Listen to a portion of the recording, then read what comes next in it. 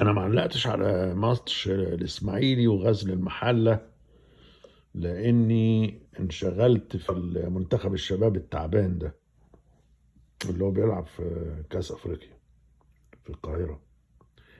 الاسماعيلي والمحله، الحقيقه ان المحله كافحت في الماتش ده بطريقه جديده جدا عليها، يعني او بمنتهى الاهتمام بالماتش ده.